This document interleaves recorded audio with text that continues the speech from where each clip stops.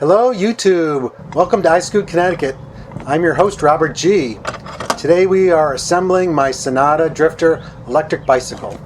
The Drifter is a folding bicycle with a 500 watt hub motor and a 48 volt 14 amp hour lithium battery.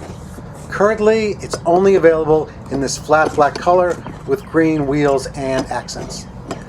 First thing I want to do is get the handlebars and stem on. It's a pretty easy step. The stem inserts into the frame. Fold down the stem to access the hex bolt. Insert the bars into the stem while it's folded down, and then gently tighten the stem. I'll go back later, make sure everything is straight, and then tighten the stem. Be careful with the handlebars because the display is on there and it's easily damaged. The seat is already mounted on the seat post. I just have to insert the seat post into the frame and adjust the quick release clamp.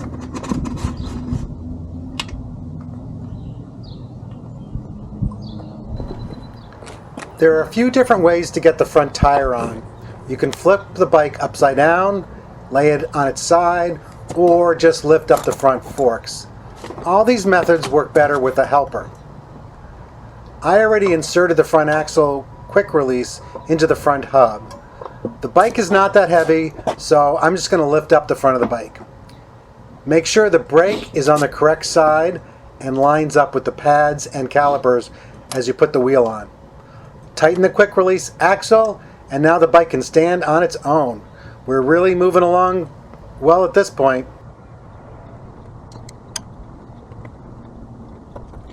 Time for the front fender and headlight.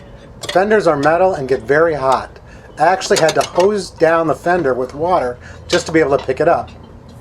I'm not a big fan of these fenders, but with electric bikes it makes sense to do whatever you can to keep water away from the electrical components.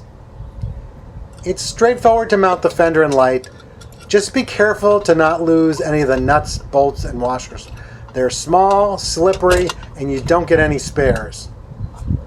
The nut on the top of the fender for the headlight did give me some trouble.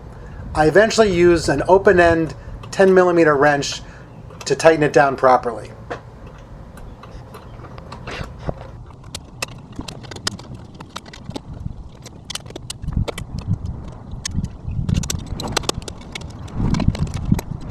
Pedals, pedals, pedals. I don't know why, but putting the pedals on is my favorite part of assembling a bicycle. If you're not familiar with bicycle pedals, they are specific to each side. This is the right side, and it has standard threads. You can put a little lubricant on the threads, but please do never use Loctite on these threads. I added some white grease to the threads off camera. Also, I saw some bright green pedals on Amazon that matched the Drifter. I might order those and swap out the pedals later on. The left side pedals are reverse threaded. Turn them counterclockwise to tighten. This is very important. If you strip these threads, you'll have to replace the pedals and the cranks, and you might even have to take that to a local bike shop to have them do that.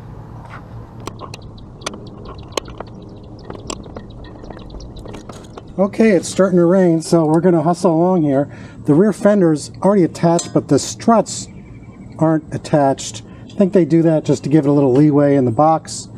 So we're just going to use the supplied bolt, and I'm actually adding my own lock washer here just to give a little more support.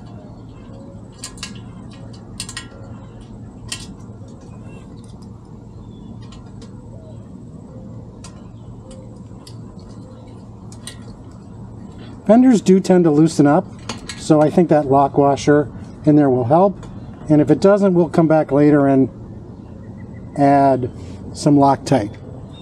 Let's put this bell on. It's just a mechanical bell. I'll probably upgrade this later to an electronic horn.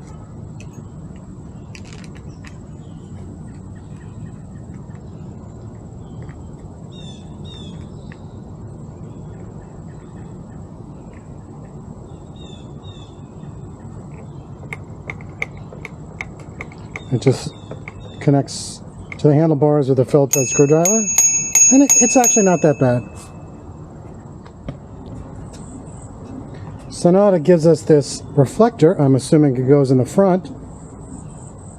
So let's just put it on. It's 2 pieces.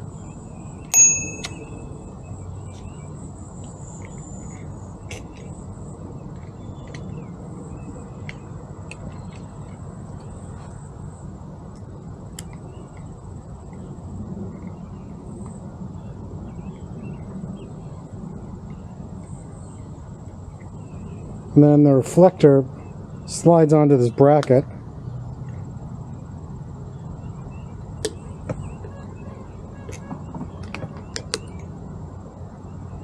It's partially blocked by the wiring, but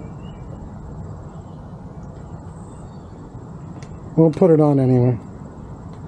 Better safe than sorry.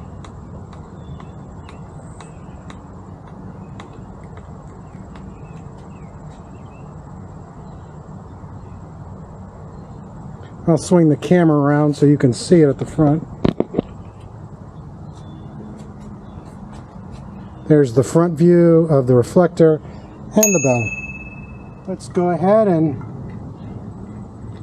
put 20 psi in each tire.